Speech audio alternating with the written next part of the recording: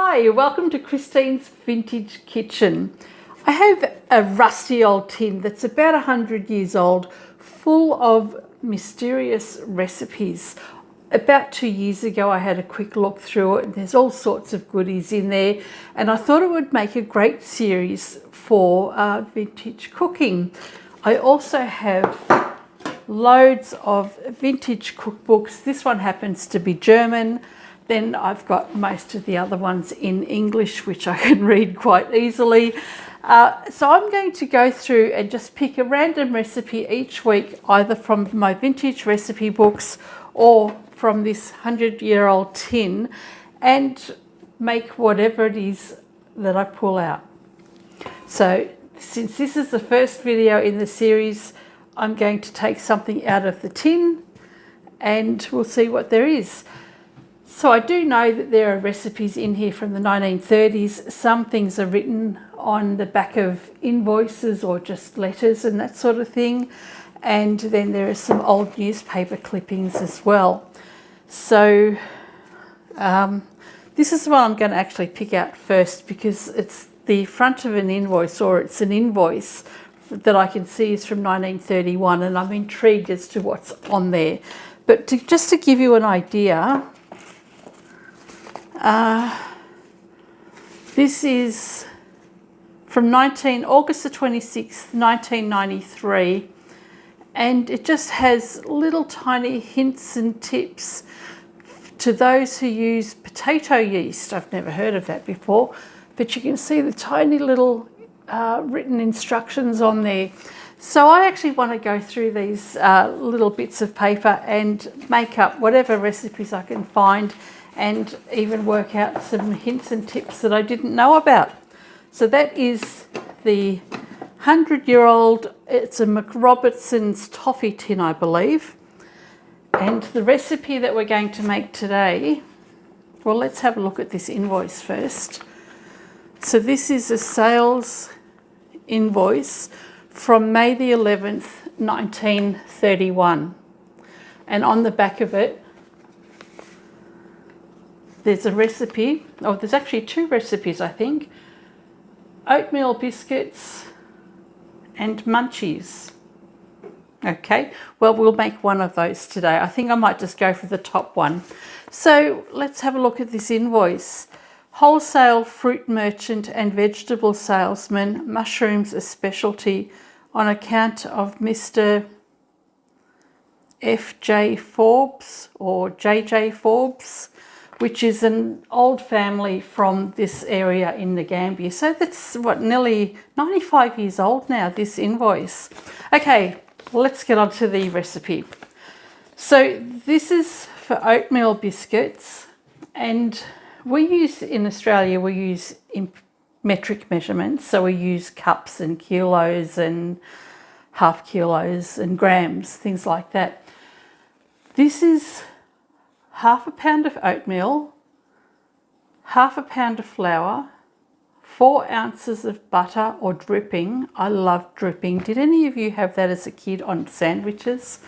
Oh, 1 egg, 4 ounces of sugar, half a teaspoon of soda,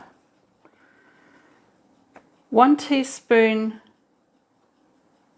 of cream of tartar, and a little milk. Okay. Rub butter into sifted flour and oatmeal, add sugar and beat up egg. Mix the egg and milk to mix stiffly. Roll thin, cut in shapes and bake a pale brown. It's not even an oven measurement temperature. I guess in the 1930s, a lot of people were using wood-fired stoves, so they may not have had electric ovens or cooktops. All right, I'm going to get my ingredients together. I will actually write this out properly and put it in the description and up on the screen. And I will also take a photo of this so you can see it as well. I'll get all the ingredients and then we can get baking. All right, I have all the ingredients I need. We are going to get baking. All right, I'm surrounded by my ingredients, and I just realised this recipe calls for half a pound of oatmeal.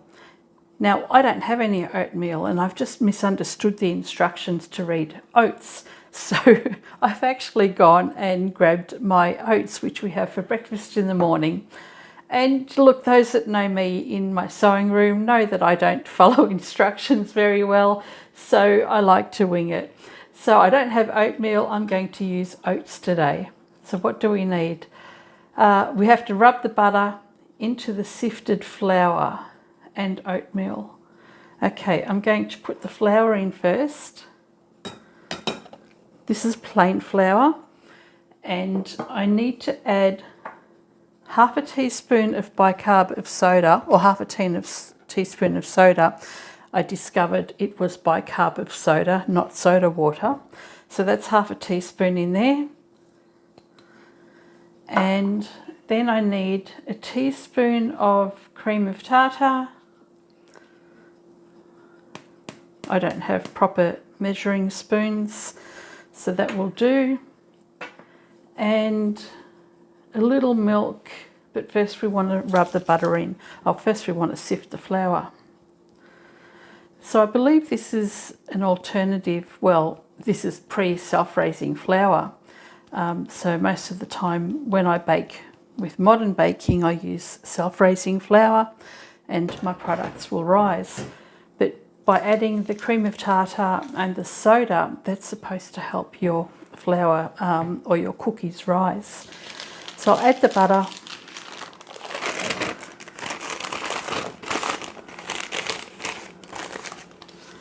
And we can start rubbing that together. And I do need to add the oats as well. So as I said, I'm going to be adding oats instead of oatmeal. I guess if it was an oatmeal, it would be more of a floury consistency. But this is going to make it more interesting, isn't it? It's a lot of ingredients. I have to say, when I mentioned earlier that I had dripping as a child, it wasn't actually dripping, it was lard. So you used to be able to buy lard in a block, or you could render the fat yourself, which is a pork fat, and that's what we used to have on our sandwiches with some salt or fried onions or something. And the only reason I'm correcting what I said earlier is because I know Mum will be watching this and she'll pull me up for not having the right product, not having mentioned the right product. So, I need an egg as well. I forgot about that. I don't need it just yet. I'm still trying to mix all of these dry ingredients. I think I can add the sugar as well now, can't I? It doesn't actually say.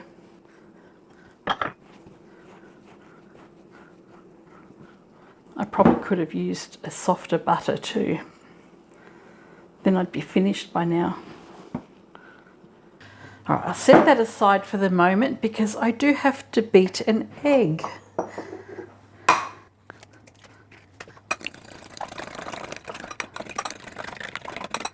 And I know we need a little milk. I don't know how much. So I've got 2 tablespoons of milk in this little medicine glass, and I'm going to put half of that in there. So that's about a tablespoon of milk. Hopefully that's enough wet ingredients. If it's not, I can always add more. And we will add that. So is that all I have to add?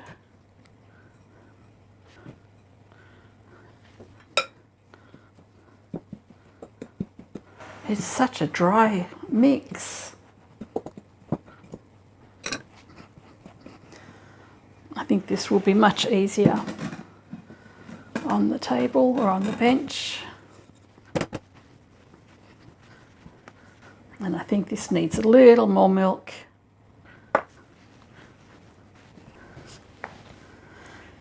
All right, this has been mixed together and it's quite a solid lump. I'm really not sure how much milk is supposed to go into this. It just says a little milk, and I've put in about 2.5 tablespoons of milk. So I'm going to roll this out now.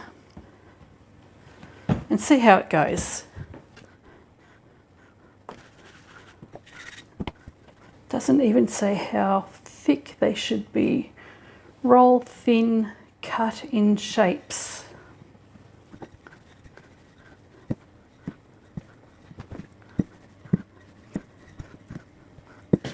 I think that's probably enough. Now I don't know where my cookie cutters are because I haven't made cookies since my kids were little.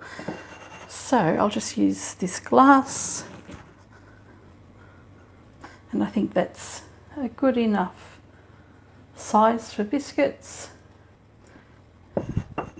And a good generous size.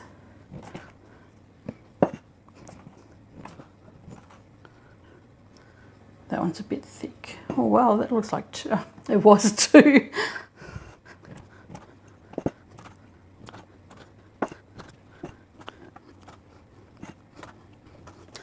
All right, I'll pop these onto a baking tray with some baking paper. And I've preheated the oven to 175 degrees Celsius, which is about 350 Fahrenheit. I've got a fan forced oven, so I do have the fan on. And I have no idea how long these are supposed to go in the oven for, except to say that it needs to be a pale brown. And in my mind, it's already pale brown, but I'll stick these in the oven. I'll check it in about 10 to 15 minutes, but I think maybe 20 minutes or so, but I'll let you know. Set that aside for the moment, and I'll roll this dough up again and make the rest.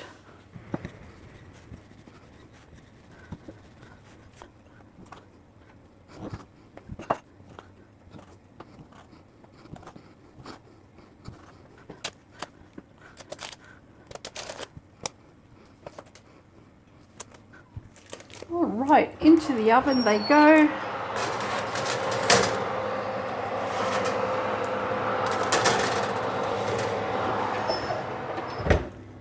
And I shall clean up my mess and come back in about 15 minutes or so. Quickly go and take the dog for a walk, and by the time we come back, those cookies should be ready. Rightio, it has been 25 minutes baking in the oven at 175 degrees Celsius, which is, I think I said 350 Fahrenheit, and I think they look like a nice pale brown now.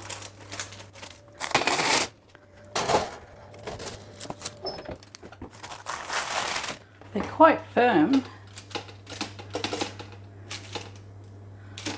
but they look like they've turned out all right.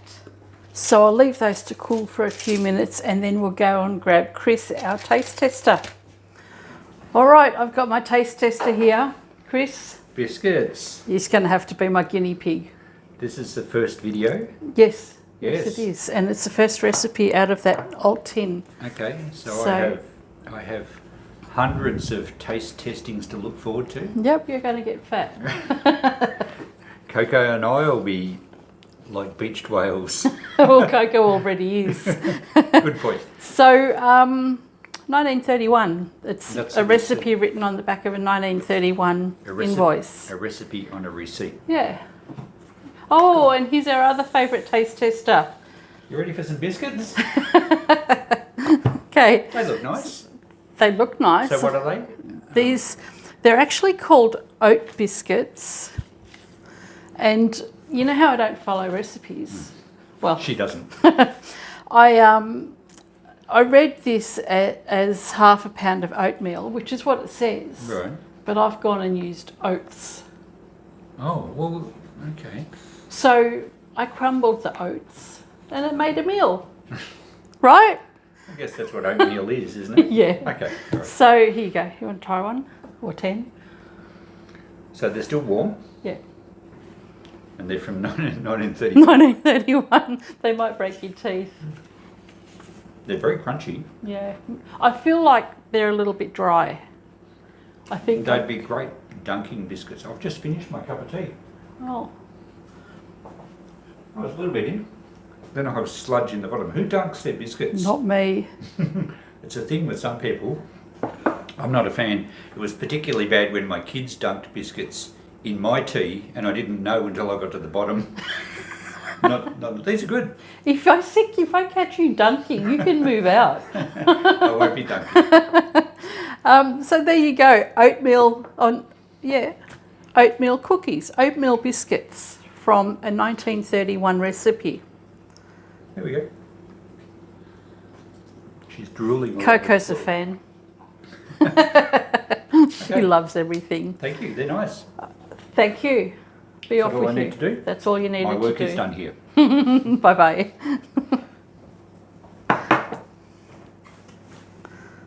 I guess I have to try one too. I actually think that I'd like to put lemon icing on top of this, since I've already, changed everything. They're nice biscuits. They do have a nice flavour. I do feel as though perhaps I left them in the oven too long. No? Because they're a pale brown. That's what it said to do. But I feel as though it needs just a touch more butter, just to soften it up a bit more. Don't you go modifying the recipes. Your job is to follow instructions. No. Anyway, that is my first recipe from the 100-year-old tin of mystery recipes. Oat cookies. I'm actually going to go and put some lemon icing on half of these because I really like lemon icing, and I think that will be a lot nicer. They are nice as they are though. I hope you have enjoyed this video, and I shall see you soon.